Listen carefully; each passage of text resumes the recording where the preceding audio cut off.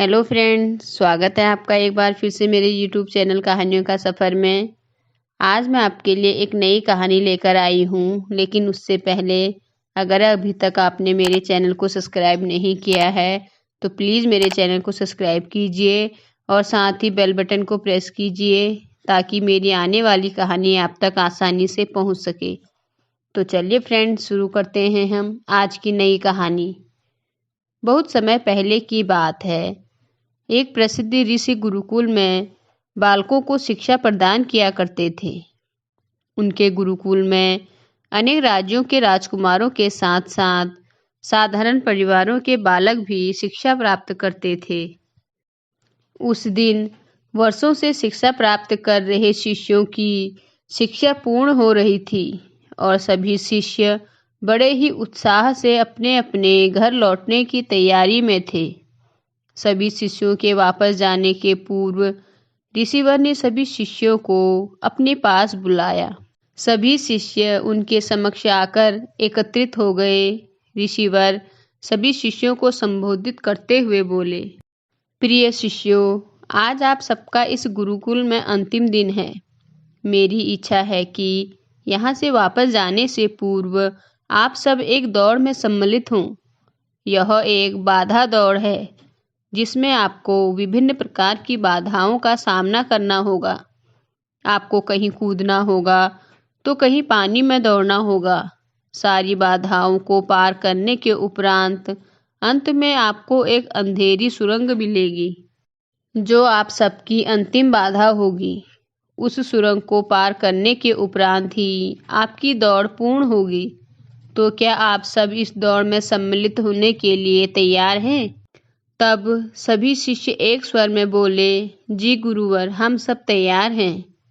अब दौड़ प्रारंभ हुई। सभी शिष्य तेजी से भागने लगे। समस्त बाधाओं को पार करने के उपरांत वे अंत में सुरंग में पहुंचे। जब सभी शिष्य सुरंग में पहुंचे तब उन्होंने देखा कि सुरंग में बहुत अंधेरा था।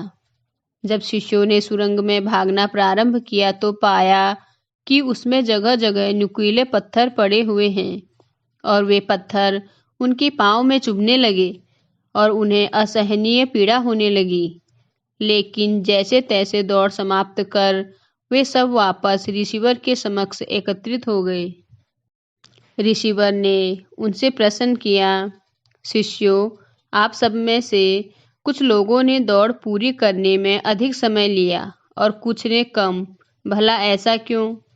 उत्तर में एक शिष्य बोला, गुरुवर, हम सभी साथ साथ ही दौड़ रहे थे, लेकिन सुरंग में पहुंचने के बाद स्थिति बदल गई।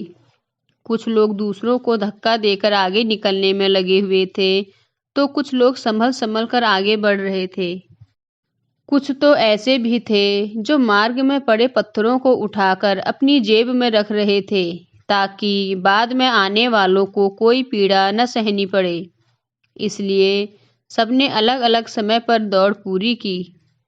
पूरा वृतांत सुनने के उपरांत ऋषिवर ने आदेश दिया, ठीक है, अब वे लोग सामने आए जिन्होंने मार्ग में से पत्थर उठाए हैं और वे पत्थर मुझे दिखाएं।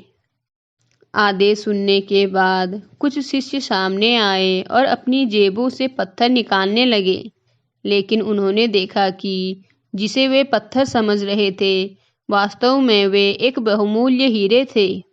सभी आश्चर्यचकित होकर ऋषिवर की ओर देखने लगे। ऋषिवर बोले, मैं जानता हूँ कि आप लोग इन हीरों को देखकर अचरज में पड़ गए हैं और इन हीरों को मैंने ही सुरंग में डाला था।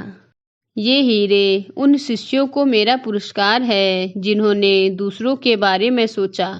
शिष्यों, यह दौड़ जीवन की भागम भाग को दर्शाती है, जहाँ हर कोई कुछ न कुछ पाने के लिए भाग रहा है, किंतु अंत में समृद्धि वही होता है जो इस भागम भाग में भी दूसरों के बारे में सोचता है और उनका भला करता है। अतः जाते जाते ये बात गांठ बांध लें कि जीवन में सफलता की इमारत खड़ी करते समय उसमें परोपकार की ईंटें लगाना न भूलें।